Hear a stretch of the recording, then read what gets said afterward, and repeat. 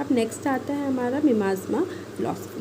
मिमाज़मा philosophy क्या होता है, जो कि आपका फोकस करता है किस चीज़ पे, फोकसेस ऑन रिचुअल, जो कि आपका कर्मा और धर्मा पे रिलेटेड होता है। किस चीज़ पे, ट्रू के पाथ पे, आप जो सच्चाई के पाथ पे, आप जो सच्चाई के एक रास्ते पे चलते हो उस पर आपको फोकस करता है, आपके रिचुअल्स को वो बताता है। ठीक है, इसके बारे में पढ़ते हैं। Knowledge is that which provide the experience of an unknown object. ऐसे ऑब्जेक्ट जिसके बारे में आपको नहीं पता है, जिसके बारे में आपको कोई एक्सपीरियंस नहीं है, आपको उस चीज़ के बारे में ये बताता है। किस चीज़ के थ्रू, आपके रिचुअल के थ्रू, कि आपका पहले रिचुअल किस तरीके से चल रहा था उसके थ्रू आपको बताता है।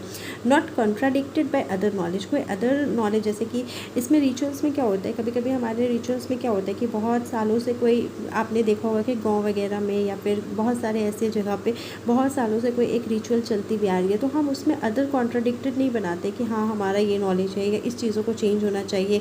कभी कभी होता है ना रूढ़िवादी रोग, जो कि बहुत ही ज़्यादा बिल्कुल अड़ जाते हैं कि नहीं ये हमारा रिचुअल है, इस बात पे हम चलेंगे, ये हमारा कर्मा है, अगर हम ये नहीं करेंगे तो फिर चीज़ें कॉन्ट्राडिक्टेड हो जाएगी, तो वो हो गया। ठीक है, फ्री फ्रॉम अदर डिफेक्ट्स, आपको फ्री होता है अलग डिफेक्ट से। Valid knowledge is that which gives knowledge to an unknown element, और एक अननोन एलिमेंट में आपको एक नॉलेज प्रोवाइड करता है। अब मिमाज़मा फ़िलॉसफी के दो कंसेप्ट और 2 टाइप्स है। क्या क्या है, material knowledge and spiritual knowledge.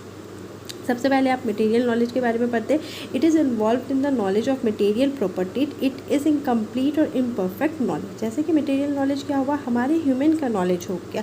Human knowledge कैसे हुआ कि हम जैसे कि कंप्यूटर पे कोई नॉलेज टाइप कर रहे हैं। ठीक है, कंप्यूटर एक ऐसा, जैसे कि अभी आप देख लो AI आप कुछ भी लिखोगे आप उस पर से नॉलेज आ जाएगा। ठीक है, लेकिन मटेरियल प्रॉपर्टीज़ क्या हो गया कि हमारा ये इनकम्प्लीट नॉलेज है, जो हमारे पास नॉलेज है वो एक मटेरियल नॉलेज है, जो हमने पढ़ा है उस चीज़ को हम आगे लेके जा रहे हैं। ठीक है, लेकिन जो कंप्यूटराइज्ड है या फिर जो आपके स्पिरिचुअल नॉलेज है वो इससे डिफरेंट हो जाते हैं। अब हम पढ़ते हैं कि स्पिरिचुअल नॉलेज क्या होता है। ठीक है, it is associated with the knowledge regarding God. अब स्पिरिचुअल से आपको समझ में आ रहा है कि स्पिरिचुअल जो चीज़ हमारी गॉड से कनेक्टेड है।